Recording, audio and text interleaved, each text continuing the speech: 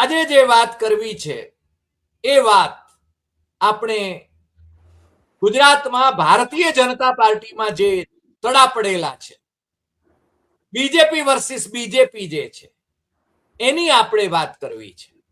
અને આપ એના વિશે પૂરા ગુજરાતના માહોલને બરાબર જાણો છો. આપ વરિષ્ઠ તંત્રી રહ્યા છો, વરિષ્ઠ પત્રકાર રહ્યા છો, વિશ્લેષક રહ્યા છો અને આપ બેબાક બોલનાર પત્રકાર છો. એટલે અમે એવી વિનંતી આપને કરીએ કે 2027ની વિધાનસભાની ચૂંટણી આવી રહી છે.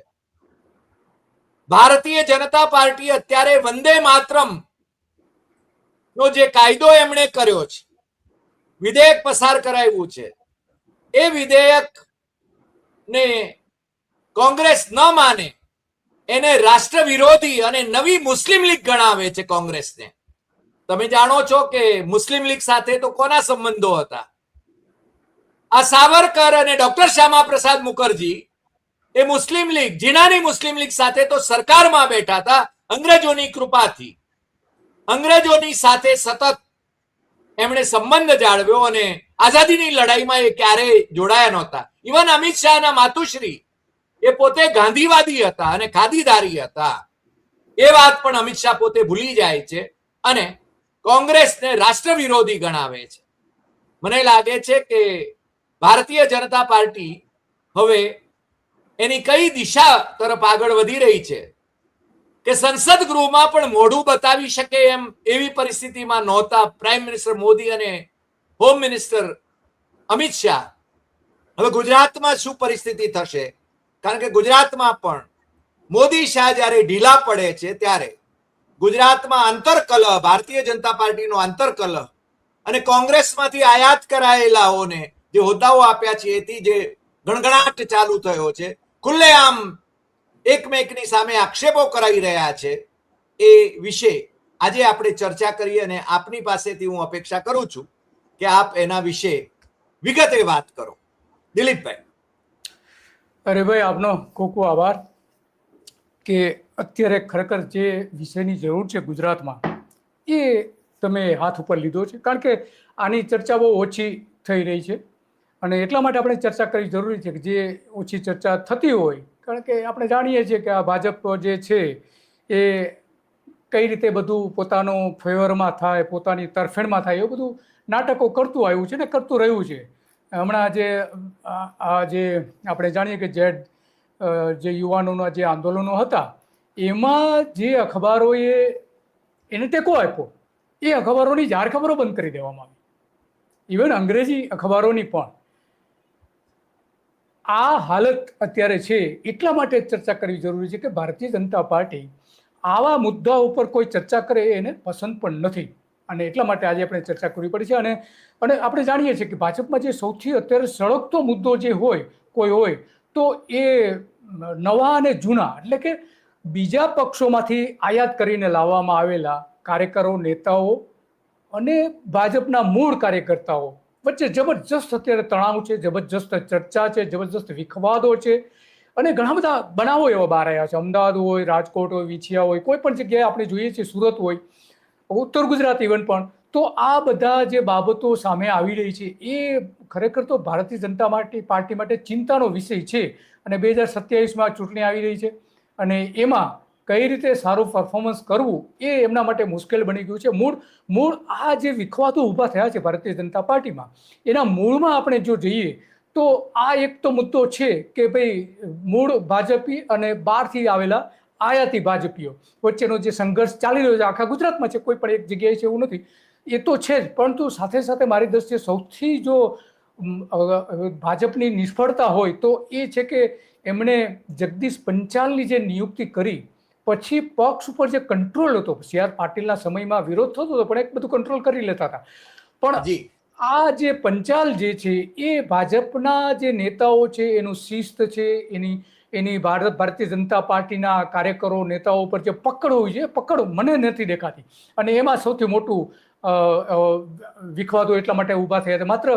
માત્ર શહેરો પૂરતા વિખવાદો છે એવું નથી, ગ્રામ્ય કક્ષાએથી લઈને રાજ્યની રાજધાની ગાંધીનગર અને અમદાવાદ સુધીના વિખવાદો આ બધા છે એના મૂળ કારણ એ છે કે સંગઠનાત્મક પાંખ જે છે એ આ બધું કંટ્રોલ કરવામાં નિષ્ફળ રહી છે. અને એમાં ખાસ કરીને ચૂંટાયેલા પ્રતિનિધિઓ અને માં જે ઊંડો સડો પેસી ગયો છે, ખાસ કરીને ભ્રષ્ટાચારથી લઈને અહમથી લઈને ઘણા બધા પ્રશ્નો છે એના માટેના.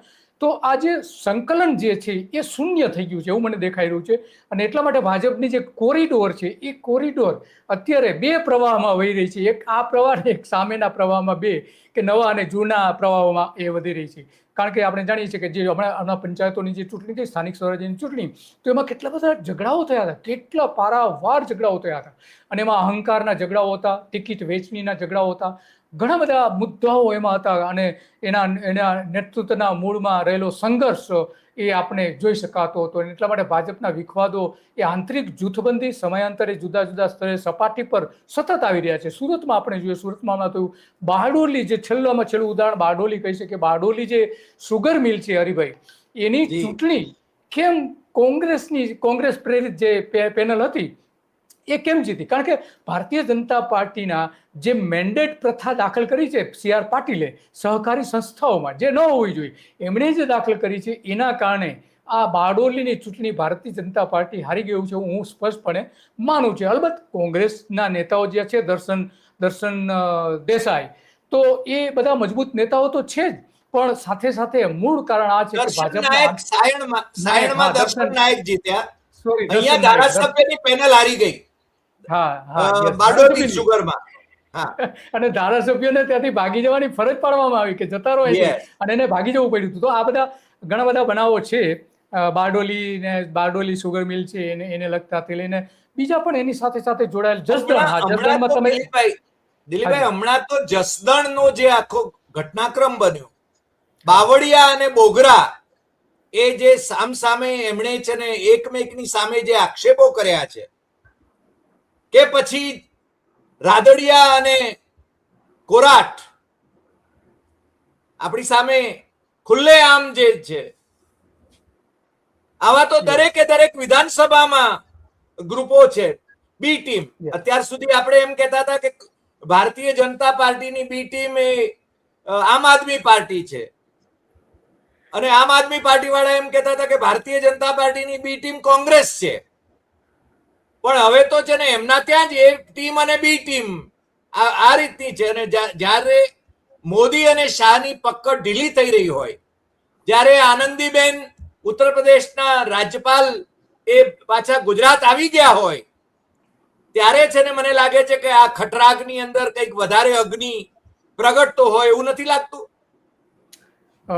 વાત તો સાચી છે કે આપણે જોઈ શકીએ છીએ કે અમિત શાહ મોટાભાગે અત્યારે પક્ષ અને ગુજરાત સંભાળતા રહ્યા છે. નરેન્દ્ર મોદી ઉપર છેલ્લું બધું જે મહત્વના કોઈ નિર્ણયો લેવાના હોય એ લેતા દેખાઈ રહ્યા છે. ભલે એના કોઈ અહેવાલો આપણે કોઈ જગ્યાએ ન દેખાતા હોય, પણ જે નિર્ણયો લે સ્વાભાવિક છે કે મોટા નિર્ણયો લે. માનો કે રાષ્ટ્રીય કક્ષાના જે નિરીક્ષક તરીકે અને પ્રભારી જે મૂકવામાં આવ્યા, તો સ્વાભાવિક છે કે એ નરેન્દ્ર મોદીની સંમતિથી થયું હોય. પણ મુખ્ય જવાબદારી જે અમિત શાહની છે, અને અમિત શાહ અત્યારે ગુજરાતમાં જે રીતે સંસદમાં એને પીછેહટ કરવી પડી, સંસદમાં હાજરી આપવાનું એને ટાળવું પડ્યું, નાલેસી સંતાડવું પડ્યું. ભાઈ, ટાળવું પડ્યું નહીં, મોઢું સંતાડવું પડ્યું. હા, એ જે આખા રાષ્ટ્રએ જોયું, એ જે આખા રાષ્ટ્રએ જોયું, એની સૌથી ગંભીર અસર ગુજરાત ઉપર પડી છે. આમે અમિત શાહની વિરુદ્ધમાં તો ગુજરાતના મોટાભાગના લોકો છે જ, એમાં તો કોઈ સવાલ નથી. કારણ કે અમિત શાહને કોઈ પ્રેમ નથી કરતું. એ કઈ જે એની સત્તા જે ટકી રહી છે નરેન્દ્ર મોદીના કારણે, અને એની જો હુકમીના કારણે, એની જે કામ કરવાની પદ્ધતિ છે એના કારણે એ હજુ જળવાઈ રહ્યું છે. અને નરેન્દ્ર મોદીના બધા ઓપરેશનો, રાજકીય ઓપરેશન કે બીજા કોઈ પણ પ્રકારના ઓપરેશનો એ પાર પાડે છે, એટલે એની સત્તા ટકી રહે છે. બાકી ગુજરાતની જનતા એને બિલકુલ પ્રેમ કરતી નથી અમિત શાહને. તો એટલા માટે અમિત શાહને જવાબદારી આપી છે, પણ ગુજરાતમાં એની સામે જબરજસ્ત વિરોધ છે. હમણાં આપણે જોયું કે સુરતમાં પણ આ રીતે નરેન્દ્ર મોદીનું પૂતળું સળગાવવામાં આવ્યું, એનું મોં કાળું કરી દેવામાં આવ્યું, જૂતા મારવામાં આવ્યા. આ આખા ભારતમાં પેલી ઘટના હતી. ત્યાર પછી જો કે હવે ભારતમાં સમગ્ર ભારતમાં આપણે જોઈએ કે ઘણી બધી જગ્યાએ એવી ઘટનાઓ બની છે કે અમિત શાહ અને ભૂતપૂર્વ શિક્ષણ પ્રધાન અને નરેન્દ્ર મોદીના જે પોસ્ટરો લાગેલા હતા લોકોએ ફાડી નાખ્યા છે. તો આ જે પરિસ્થિતિ છે ગુજરાતમાં સૌથી વધારે વકરી રહી છે. એમાં ખાસ કરીને અરે ભાઈ શહેરોમાં તો છે આંતરિક જૂથવાદો આ તે ઘણું બધું છે, પણ સૌથી વધારે જો કોઈ ભારતીય જનતા પાર્ટીને મોટો ફટકો પડી રહ્યો હોય તો એ રૂરલ વિસ્તારમાં, ગ્રામ્ય વિસ્તારોમાં સૌથી વધારે જોવા મળી રહ્યું છે. કારણ કે ત્યાં મોટા ભાગના ગામડાઓમાં અત્યારે આંદોલનો ચાલી રહ્યા છે, ખાસ કરીને વીજળીના સંદર્ભમાં. અને મોરબીમાં જે શરૂ થયું છે હરિભાઈ, કે ત્યાં જે હવે 2027ની ચૂંટણી આવવાની છે, તો કોઈ પણ ભારતીય જનતા પાર્ટીના નેતાઓએ પ્રવેશ કરવો નહીં. આવા 33 ગામડાઓએ ઠરાવ પસાર કરી દીધા, એને પ્રવેશબંધી ફરમાવી દીધી છે. તો કાંતિ અમૃતિયા કઈ રીતે જીતશે, સવાલ એ ઉભો રહે છે. તો એ પગલે બીજા પણ ગુજરાતના બીજા પણ ગ્રામ્ય વિસ્તારો જે છે એમાં પણ એ રીતે કરવાના છે, એવી જાહેરાતો પણ થઈ છે. તો ગ્રામ્ય વિસ્તારોમાં સૌથી ખરાબ હાલત અત્યારે ભારતીય જનતા પાર્ટીની છે, અને શહેરી વિસ્તારોમાં તો છે જ, એમાં કોઈ સવાલ નથી. કારણ કે શહેરી વિસ્તારોને સ્પર્શતા ઘણા બધા મુદ્દાઓ છે, ખાસ કરીને એની જે ઇન્ફ્રાસ્ટ્રક્ચર જે છે એ એકદમ નબળું ઇન્ફ્રાસ્ટ્રક્ચર થતું હોવાનું, ખાસ કરીને રોડ અને રસ્તાઓથી લઈને એ બધું. તો એમાં પણ મોટા પ્રમાણમાં નારાજગી જોવા મળી રહી છે. તો આવા શહેરી વિસ્તારોમાં પણ આપણે જોઈએ છીએ મોંઘવારી સૌથી અત્યારે વધી છે. ખાંડનો ભાવ 60 રૂપિયા થયો છે, પહેલી વખત આવું થયું છે. ખાંડનો 1 કિલોનો ભાવ 60 રૂપિયા થયો છે. કારણ કે જે મોલાસીસ અને ખાંડની જે ઉત્પાદન થતું હતું એ હવે પેટ્રોલમાં ભેળસેળ કરવા માટે વાપરવામાં તો એ પણ પ્રશ્ન તો છે જ હરિભાઈજી. પણ મને લાગે છે કે આપણે અત્યાર સુધી કોંગ્રેસની બહુ જ ટીકા કરી, કોંગ્રેસમાં આંતરકલહ છે, પણ ભારતીય જનતા પાર્ટીમાં જે આંતરકલહ છે એ જાહેરમાં અત્યાર સુધી એ લોકો બોલતા નહોતા, પણ હવે છે ને એ જાહેરમાં એ લોકો કપડા ધોવે છે એવું લાગે છે. જેમ કે ધારો કે બોગરાએ બાવળિયાના સંદર્ભમાં વાતો કરી, અને આપણે બધા જાણીએ છીએ બાવળિયા તો ભાજપ અને કમળને મત આપવાને બદલે આંગળી કાપી નાખવાના હતા, પણ એ તો પાછા છે ને ભાજપમાં જોડાઈ ગયા અને મિનિસ્ટર થઈ ગયા.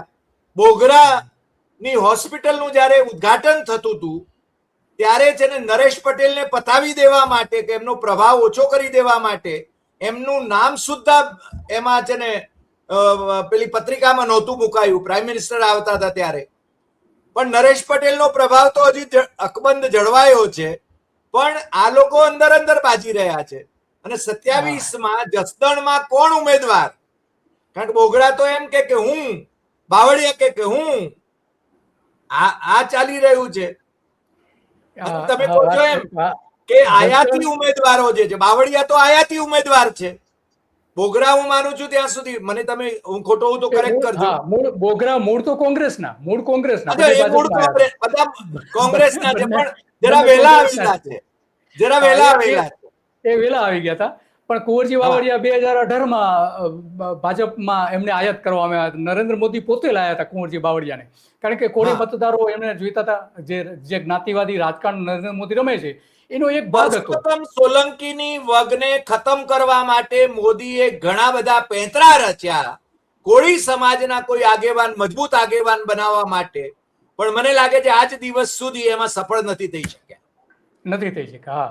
હા, અને એટલા માટે પરસોત્તમભાઈની તબિયત સારી ન હોય, પણ એનો પ્રભાવ છે ને હજી કોળી સમાજ ઉપર અકબંધ છે.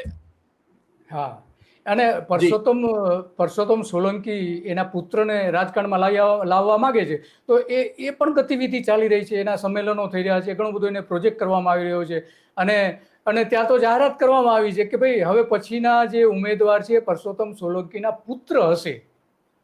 પાર્ટી જાહેર કરે એ પહેલા ત્યાં જાહેર કરી દે, એટલે કે ત્યાં પણ જૂથવાદ તો છે, એકથું શાસન તો ત્યાં પણ દેખાઈ રહ્યું છે. અને ભાજપે એને ચલાવી લેવા પડે છે વર્ષોથી. પહેલા આ એકમાત્ર એવા ધારાસભ્ય છે કે જેને સતત કેબિનેટ અને મંત્રી તરીકે રાખવા પડે છે. મને જે કઈ રીતે રાખવા પડે એ રીતે રાખવા પડે છે. તો એનું પ્રભુત્વ તો છે જ. પણ આ વિંછિયા તાલુકામાં જે વાત કરી, કુંવરજી બાવળિયા અને જસદણમાં જે આખું જે થયું છે બોગરા વચ્ચે, તો એ આજકાલનું નથી, છુપું યુદ્ધ તો ઘણા સમયથી ચાલી રહ્યું છે. જ્યારથી કુંવરજી બાવળિયા ભાજપમાં એને લાવવામાં આવ્યા ત્યારથી આ બધું ચાલી રહ્યું છે. અને એમાં જે વિંછિયા તાલુકા ભાજપના પૂર્વ મહામંત્રી જે ભૂપત કેરાડિયા અને સ્થાનિક નેતાઓએ ખુલ્લેઆમ આક્ષેપો કર્યા હતા કે કુંવરજી બાવળિયા પક્ષમાં આવ્યા પછી મૂળ અને જૂના ભાજપના વફાદાર કાર્યકરોને જાણી જોઈને બાજુ પર મૂકી દેવામાં આવ્યા છે. આવા આરોપો એને મૂકવામાં આવ્યા હતા. અને બાવળિયા વિરુદ્ધ ભરત બોઘરાએ પણ જૂથબંધીથી લઈને ઘણું બધું કર્યું હતું. એની સામે આક્ષેપો અગાઉ કર્યા હતા. અત્યારે તો કહે છે કે અમે બે એક છીએ એવું કહી રહ્યા, એવો દાવો કરી રહ્યા, પણ એક નથી. એટલે નિવેદન તો કરવાના કે એક છે. રાદડિયાનું પણ એવું જ હતું. જયેશ વિસાવદરની ચૂંટણીની વાત કરીએ કે રાદડિયા વિઠ્ઠલભાઈની વાત કરીએ, જે વિઠ્ઠલભાઈ ઉપર નરેન્દ્ર મોદીએ માછલા ધોયા હતા, એ જ વિઠ્ઠલભાઈને કરગરી વરગરીને કદાચ ભારતીય જનતા પાર્ટીમાં લાવવા પડ્યા. હા, યસ, હા, એ તો વિઠ્ઠલ રાદડિયા તો સ્વાભાવિક છે કે સૌરાષ્ટ્રમાં એનું જબરજસ્ત વર્ચસ્વ હતું અને એને ભાજપમાં રીતસર લાવવામાં આવ્યા હતા. ઘણા બધા પ્રયત્નો એ સમયે નરેન્દ્ર મોદીએ કર્યા હતા એને લાવવા માટેના, પણ શરૂઆતના તબક્કામાં એ માનવા તૈયાર નતા. પણ પછી આપણે જાણીએ કે સત્તાનો લોભ ને સત્તાની ખુરશીનો જે મોહ ને જે હોય છે એ મેળવવા માટે થઈને આવ્યા હતા. તો આ કોંગ્રેસના જે સૌથી વગદાર નેતાઓ જે હતા એ મોટા ભાગના નેતાઓને ભારતીય જનતા પાર્ટીમાં લાવવામાં આવ્યા. અને એમાં મહત્વનો રોલ નરેન્દ્ર મોદીનો છે. નરહરી અમીન હોય, અર્જુન મોઢવાડિયા હોય. હમણાં જ અર્જુન મોઢવાડિયા નરેન્દ્ર મોદીને સતત મળતા રહ્યા છે અને મળવા પણ જાય છે. તો એટલું બધું એનું પ્રભુત્વ છે. અને એટલા માટે ભારતીય જનતા પાર્ટીના જે કાર્યકરો છે, જૂના કાર્યકરો, એ નારાજ દેખાઈ રહ્યા છે. અને મૂળ આનું કારણ આ છે. અને એટલા માટે આ બધી બાબતો તો આપણે જાણીએ છીએ કે સતત ચાલતું રહ્યું છે. અને એટલા માટે આ બધી ભૂતકાળમાં જે ઘટનાઓ બની હતી એ ઉપરાંત સુરતમાં જુઓ, હમણાં 5 ઓગસ્ટે હરિભાઈ 5 ઓગસ્ટે ઉત્તર સુરતના ધારાસભ્ય કાંતિ બાલના કાર્યાલયમાં મારામારી થઈ હતી. અને એ મારી ત્યાં કે ભાજપના કાઉન્સિલરના પતિને મારીને એને ઈજા કરવામાં આવી હતી. એને હોસ્પિટલમાં લઈ જવા પડ્યા હતા. તો આવી પણ CR પાટીલના અને હર્ષ સંઘવીના શહેરમાં આ જે થયું હતું, ટાઉન પ્લાનિંગ કમિટીના ચેરમેન મહેન્દ્ર દેસાઈ અને ભાજપના એ કાઉન્સિલર શ્રી જયશ્રીબેન વોરા, એના પતિ મનોહરભાઈ. હા, તો વડોદરા ભાજપમાં પણ બહુ જ કંભરાણ રહ્યું છે હંમેશા.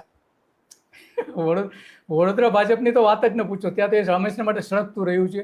આ ચૂંટણીમાં આપણે જોયું કે સૌથી વધારે જો કોઈ જગ્યાએ સ્થાનિક સ્વરાજ્યની ચૂંટણીમાં તો એ સૌથી વધારે વડોદરામાં દેખાવો થયા હતા. ત્યાં ઇવન ત્યાંના જે લોકસભાની ચૂંટણી વખતે પણ ત્યાંના સ્થાનિક ભાજપના આગેવાન જે છે એણે રીતસર બળવો કર્યો હતો. ત્યાં જે ટિકિટ બદલવી પડી હતી. તો આવી 4 થી 5 બેઠકો ઉપર ટિકિટ એ સમયે બદલવી પડી હતી છેલ્લી લોકસભાની ચૂંટણી વખતે. તો એ વડોદરા તો સળગતું ઘર છે. આપણે ત્યાં ઘણી બધી ઘટનાઓ હમણાં પણ બની છે. અને એ સૌથી મોટો મૂળ વાત એ ઊભો થાય છે કે ત્યાં જે ટિકિટ આપવામાં આવે છે એ જાણીતા, પોતાના ઓળખીતા, પોતાના વગદાર, પોતાના ટેકેદારને આપવામાં આવે છે. એને લાયકાતના ધોરણે નથી આપવામાં. આ મૂળ મુદ્દાઓ રંજનબેને પણ એ સમયે ઊભા કરેલા હતા. તો આ બધા ફેરફારો આપણે જોઈએ છીએ કે જે થાય છે એ. અને સૌથી ગંભીર બાબત તો એ છે હરિભાઈ કે જે ભાજપના પ્રભારી હતા, ગુજરાતના પ્રભારી, એને બદલવા પડ્યા છે. કેમ બદલવા પડ્યા? શા માટે બદલવા પડ્યા? સૌથી મોટો સવાલ એવો. બાકી જે ચાલતું હતું એ પ્રમાણે ચાલતું રહેવા દેવામાં કોઈ વાંધો નહોતો, ભલે આ બધું જે થયું તેમાં. તો આ જે બદલાવ કરવો પડ્યો છે એ બદલાવ જ પોતે બતાવે છે કે ભારતીય જનતા પાર્ટીમાં જે દેખાઈ રહ્યું છે કે શાંત છે મોટા ભાગનું, એવું નથી. આંતરિક રીતે જબરજસ્ત રીતે વિરોધ છે. અને એના ભાગરૂપે જે નવી ટીમ બનાવવામાં આવી છે અને એ ટીમના કારણે આ આંતરિક ફેરફાર, નવા પ્રભારી જે નિમણૂક કરી, એ આંતરિક ખટપટનો એક ભાગ છે. એમાં તો કોઈ સવાલ નથી. કારણ કે સંઘના કેન્દ્રીય મંત્રી જે ભૂપેન્દ્ર યાદવના સ્થાને ગુજરાતમાં જે નવા પ્રભારી લાવવામાં આવ્યા છે એ પ્રભારી પણ એટલા માટે આપણે જાણીએ છીએ કે અને ગુજરાતમાંથી 3-4 લોકોને ત્યાં કેન્દ્રમાં લઈ જવા આવી. એમાં પણ મોટો વિવાદ થયો છે કે કોંગ્રેસમાંથી આવેલા એક સોશિયલ મીડિયાના જે નેતા હતા, એ નામ પાડો ને, રોહન ગુપ્તા, રાજકુમાર ગુપ્તાના સુપુત્ર, જેમને કોંગ્રેસે બુદ્ધિનું પ્રદર્શન કરીને લોકસભાની ટિકિટ આપી હતી ને એ ભારતીય જનતા પાર્ટીમાં ગયા હતા. હા, એ તો એમાં એની સામે પણ જબરજસ્ત અત્યારે વિરોધ છે. કાર્યક્રમો નીતિન પટેલે પોસ્ટ કરી, એમાં રોહન સિવાયના બાકીનાને અભિનંદન આપ્યા. વધારે આપ્યા હતા. તો આ હરિભાઈ મૂળ એ જે નીતિન પટેલ જે કરી રહ્યા છે એ એવું જ નીચેના કક્ષાના જે કાર્યકરો છે, સ્થાનિક જે ગ્રાસરૂટ ઉપર જે કામ કરતા, એમાં પણ એવું જોવા મળે છે. જાણીએ છીએ કે આપણે લગભગ કોંગ્રેસમાંથી જે અત્યંત મહત્વના કહી શકાય એવા 200 જેટલા નેતાઓ અત્યાર સુધી ભારતીય જનતા પાર્ટીમાં લાવ્યા છે કે જે મતદારો ઉપર પ્રભુત્વ ધરાવતા હતા એવા, અને કાર્યકરો તો લગભગ 70 થી 80,000 જેટલા કાર્યકરો પણ આવ્યા છે, કોંગ્રેસમાંથી આયાતી કરવામાં આવ્યા છે. તો આ જે યુદ્ધ ચાલી રહ્યું છે એ યુદ્ધ વફાદાર કાર્યકરો અને પક્ષ પલટુ કાર્યકરો, આ બે વચ્ચે જૂના અને નવા. જૂના અને નવા. તમે ઉત્તર ગુજરાતની વાત કરી એટલે ઉત્તર ગુજરાતની 3 બેઠકોની વાત કરી લઈએ. એક તો જાણે ઈડરમાં રમણલાલની સામે બહુ જ વિરોધ છે પાર્ટીની અંદર. બીજો હિંમતનગરની અંદર વીડી ઝાલાને લઈ આવ્યા પ્રાંતિજથી, અને ત્યાં આગળ પ્રફુલ્લ પટેલ જે આમ તો જિલ્લા પંચાયતમાં નોકરિયાત હતા, એસઓ હતા, અને હવે તો છે ને મહાન વ્યક્તિ થઈ ગયા છે, પ્રશાસક થઈ ગયા છે યુનિયન ટેરિટરીના. મોદીના મેન ફ્રાઈડે છે એટલે એમનું ચલણ, એમના છોકરા સિદ્ધાર્થ પટેલને એમણે પ્રમોટ કરવાનું જે કરે છે એની સામે પણ રોષ આખો ચાલી રહ્યો છે. અને નીતિન પટેલને કટ ટુ ધ સાઇઝ કરવા માટે રાજ્યસભામાં પણ કડીના જ બ્રહ્મ સમાજના ઉમેદવારને મૂકવામાં આવ્યા, અને હમણાં પણ જેમને જગદીશ પટેલને લેવામાં આવ્યા છે એ પણ જેને નીતિન પટેલને કટ ટુ ધ સાઇઝ કરવામાં લેવામાં આવ્યા એવું જણાય છે. એટલે મને લાગે છે બધી જગ્યાએ છે ને આ પ્રકારના. અને ઉત્તર ગુજરાતમાં હરિભાઈ એમાં પ્રાંતિજમાં પણ એવું થયું હતું. હમણાં નગરપાલિકાના 15 કાઉન્સિલર રાજીનામા આપી દીધા હતા. કેમ? તો કે ત્યાં પાલિકાના પ્રમુખ જે અનિતા પંડ્યા કરીને જે છે, એમના પતિ જિગ્નેશ પંડ્યા દ્વારા વહીવટમાં કરાતી સીધી દખલ કરી. એટલે કે પતિઓનું રાજકારણ આખા ગુજરાતમાં જે ચાલી રહ્યું છે એ ચૂંટાય છે મહિલા, પણ વહીવટ કરે છે તેના પતિઓ, એ જ બધા ડિસિઝન લઈ રહ્યા છે. તો આ જે સંઘર્ષ ચાલી રહ્યો છે એ સંઘર્ષ ત્યાં પ્રાંતિજમાં પણ દેખાય છે. અને એના કારણે ભાજપના 15 કાઉન્સિલરો એકી સાથે રાજીનામા આપી દીધા હતા, અને એમાં 10 કાર્યકરોને તો સસ્પેન્ડ કરવા પડ્યા હતા. ઉત્તર ગુજરાતની આ વાત છે. સાબરકાંઠા જિલ્લાના ભાજપમાં પેપર લીકની જે તમે વારંવાર વાત કરી રહ્યા છો કે કથિત આરોપી હાર્દિક શર્મા અને ટ્રેઝરર ખજાનચી તરીકે નિમણૂક કરી, તો ત્યાં સ્થાનિક લોકોએ એનો વિરોધ કર્યો હતો મોટા પ્રમાણમાં. ઇવન આપણે જગદીશ પંચાલે જે ત્યાંના એકમાત્ર વિરોધ પક્ષના જે એમપી છે ગેનીબેન, એના વિશે જે સાડીના પલ્લુની જે ટીકા કરી હતી અને એ બધી જે વાતો કરી હતી, ત્યારે પણ જગદીશ પંચાલ સામે પણ સ્થાનિક લોકો ભાજપના જે છે ને એને વિરોધ કરતો કે આવા નિવેદનથી ભાજપને મોટું નુકસાન થઈ રહ્યું છે. અને એટલા માટે આ બધી બાબતો છે. મહેસાણામાં પણ તમે જાણો છો કે વોર્ડ નંબર 4ના ભાજપના જે ઉમેદવાર હતા મહેન્દ્ર ચૌધરી, એને છરીને પાઇપો મારી ગારી એની હત્યા પણ કરવામાં આવી હતી. તો આવી અનેક ઘટનાઓ પાટણમાં પણ જોઈએ છે. પાટણમાં પણ તમે જે વાત કરી કે ઉત્તર ગુજરાતમાં, તો આ પાટણમાં પણ બખેડાઓ મોટા પ્રમાણમાં ચાલી રહ્યા છે. કોર્પોરેટરોએ ભ્રષ્ટાચારના ગંભીર આરોપો પણ ખુલ્લેઆમ મૂકેલા છે. તો આ જે આખું ચાલી રહ્યું છે સત્તાની ઉત્તર ગુજરાત પાછા પ્રદેશ પ્રમુખ છે ઉત્તર ગુજરાતના છે, વડગામના છે. જગદીશ પંચાલ વિશ્વકર્મા એ આ મૂળ વડગામના છે પાછા, પણ અહીંયા કેટલું સાચવી શકે છે એ મોટો પ્રશ્ન છે. વાત સાચી છે. ઇવન એ અહીંયા અમદાવાદમાંથી જે ચૂંટાતા હતા નરોડા અને આસપાસના વિસ્તારોમાં, તો ત્યાં પણ મોટા પ્રમાણમાં ભડકો થયો હતો અમદાવાદ મ્યુનિસિપલ કોર્પોરેશનની ચૂંટણીમાં ટિકિટ આપવાના મુદ્દે. તો પંચાલના વિસ્તારોમાં તમે જે ઉદાહરણ આપ્યું વડગામથી લઈને, તો પંચાલ જે વિસ્તારમાંથી ચૂંટાઈને આવતા હતા ત્યાં પણ એ સંભાળી નથી શકતા. નવા ચહેરાઓને પ્રાધાન્ય આપવામાં આવતું હોવાનો નરોડામાં આરોપ પણ મૂકવામાં આવ્યા હતા. અને એટલા માટે સગાવાદથી લઈને અંગત ટેકેદારો જે છે એને મહત્વ આપવામાં આવતું હોવાનું પણ એ સમયે આરોપો મૂકવામાં આવ્યા હતા. કારણ કે પંચાલના નેતૃત્વમાં શૂન્યાવકાશ જે થઈ ગયો છે એમાં આ બધી ઘટનાઓ બળતામાં ઘી ઉમી રહ્યું છે. અને એટલા માટે સંગઠિત માળખું જે બનાવ્યું છે, છતાં પ્રદેશ પ્રમુખની ખુરશી સામે અનેક પ્રશ્નો પણ ઉભા થઈ રહ્યા છે. હરિભાઈ, કેટલાક લોકો એમ પણ કહે છે કે પ્રદેશ પ્રમુખની એરોગન્સ જે છે એ ભયંકર છે. સી.આર. પાટીલ કડક હતા, પણ સી.આર. પાટીલ છે ને બધાને સાચવી લેતા હતા, અથવા તો લાલ આંખ બતાવી શકે એવું પણ હતું. પણ આમની ન તો લાલ કે લીલી આંખ કોઈ ચાલતી નથી એવું જ લાગે છે અત્યારે તો. એટલે આપણે હંમેશા કોંગ્રેસમાં યાદવાસ્તડી છે એની વાત કર્યા કરતા હતા, પણ અત્યારે મને લાગે છે 2027 પહેલા ભારતીય જનતા પાર્ટીની યાદવાસ્તડી કેવો આકાર લે છે એ હવે જોવાનું છે, કારણ કે આપણે એના ઉપર નજર રાખવાની છે. હરિભાઈ, તમે જે CR પાટીલની વાત કરી, તો CR પાટીલના સુરતમાં પણ અનેક ઘટનાઓ પક્ષની વિરુદ્ધની બની છે. હમણાં છેલ્લે જ્યાં પૂર આવ્યું, ખાડીપુર, તો એ ખાડીપુરમાં ડિંડોલી વોર્ડ નંબર 27 જે છે, એમાં સરકાર જે કેશ ડોલ્સ આપતી હતી, રોકડ સહાય, તો એની સામે પણ ભાજપના કેટલાક આરોપો મૂક્યા હતા. તો આ ત્યાં પાટીલ અને હર્ષ સંઘવીની ત્યાં નિષ્ફળતા દેખાઈ રહી છે. ભલે એ પબ્લિસિટી માટે બધું જ કરી રહ્યા છે, કારણ કે એને મુખ્યપ્રધાન તરીકે પ્રોજેક્ટ કરવામાં આવી રહ્યા છે, પણ એને જે મુખ્યપ્રધાન બનાવશે તો હવે પછીની 2027ની ચૂંટણીમાં મને તો એવું લાગ્યું કે એને પ્રોજેક્ટ કરશે. જો એ કરશે તો આ ભાજપ જે ગુજરાતમાં જે કંઈ છે એ પણ ગુમાવશે એવું મને દેખાઈ રહ્યું. કારણ કે હર્ષ સંઘવી એ બીજો અમિત શાહનો બીજો અવતાર છે, એમાં બહુ કંઈ ભલીવાર નથી, રાજકીય ગટ્સ પણ એની પાસે નથી. તો આ બધી જે ઘટના બને છે એમાં સૌથી ગંભીર ઘટનાઓ પણ કોંગ્રેસમાં પણ મુકુલ વાસનિક, હરિભાઈ, મુકુલ વાસનિક પણ અહીંના નેતાઓથી કંટાળી ગયા છે અને એ કદાચ ગુજરાત છોડી દે એવી પણ શક્યતાઓ છે.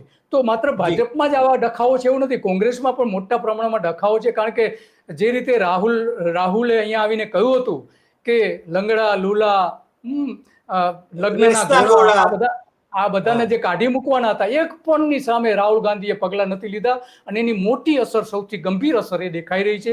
અને એ જે લુલા લંગડા ઘોડાઓ જે કોંગ્રેસના છે એ બધા અત્યારે સારા હોદ્દાઓ ઉપર છે, પ્રભુત્વ ધરાવનારાઓ અત્યારે છે, પણ રાહુલ ગાંધી કંઈક કરવા તૈયાર નથી. ફરી તો દેખાયા પણ નથી. 3 વખત આવ્યા, બસ લોકસભામાં ચેલેન્જ આપી નરેન્દ્ર મોદીને કે હું તમને હરાવવા માટે ગુજરાત આવી રહ્યો છું, પણ પછી એ 3 વખત દેખાયા, પછી તો દેખાતા જ નથી. ગુજરાત જાણે છોડી દીધું હોય રામ ભરોસે. દિલીપભાઈ, મને એવું લાગે છે કે રાહુલે છે ને ગુજરાતને છોડી દીધું છે, એ બીજે જ ફોકસ કરે છે. જેનજીના પેલામાં પણ એ બીજે જ ફોકસ કરે છે, આપણે જોઈ શકીએ છીએ.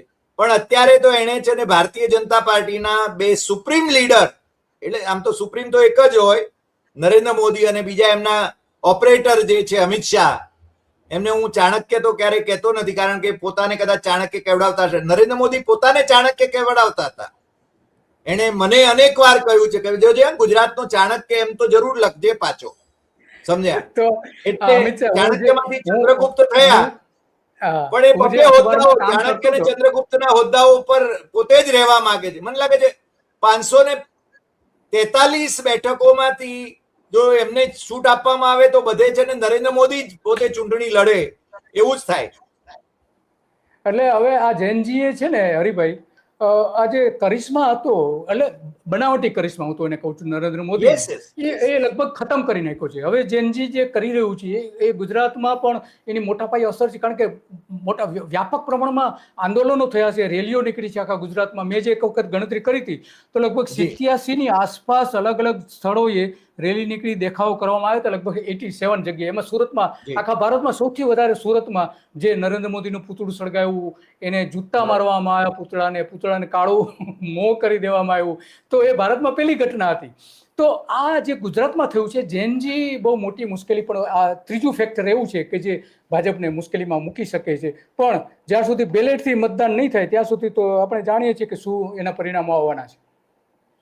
પણ લેટ્સ સી, કારણ કે જનતા જાગે તો મને લાગે છે કે બેલેટ શું, હવે મને લાગે છે કે ચૂંટણી પંચની સામે પણ આંદોલન ચાલી રહ્યું છે અને ચીફ જસ્ટિસ ઓફ ઇન્ડિયા એને પણ પારોઠના પગલા ભરવા પડી રહ્યા છે. એને કોક્રોચ અને પેરેસાઇટ કયાનું જે દુષ્પરિણામો એને જોયા, એટલે હવે જરા સાવધાન હોય એવું લાગે છે. હું માનું છું કે આવતા દિવસોમાં કંઈક સારું, આપણે એમ કહીએ કે જેને જનતા પસંદ કરે એ શાસન કરે અને સારું શાસન કરે, પછી એ ભારતીય જનતા પાર્ટી હોય કે કોંગ્રેસ હોય, આપણને એની સામે કોઈ જ વાંધો નથી.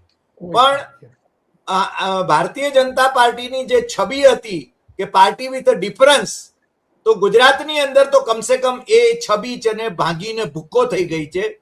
તે દરેક વિધાનસભાની અંદર એની છે ને એના ટીમ એ અને ટીમ બી એ રીતે વિભાજિત થઈ ગઈ છે. અને મોદી શાહ ઢીલા પડે તો અહીંયા બધું વેરવિખેર થઈ જાય એવા સંજોગો પણ છે. દિલીપભાઈ, આજે આપ અમારી સાથે જોડાયા અને બહુ વિસ્તારથી આપે છે ને બધી વાત કરી, એ બદલ આપનો ખૂબ ખૂબ આભાર. ફરી મળીશું નવા એપિસોડમાં નવા વિષય સાથે. નમસ્કાર.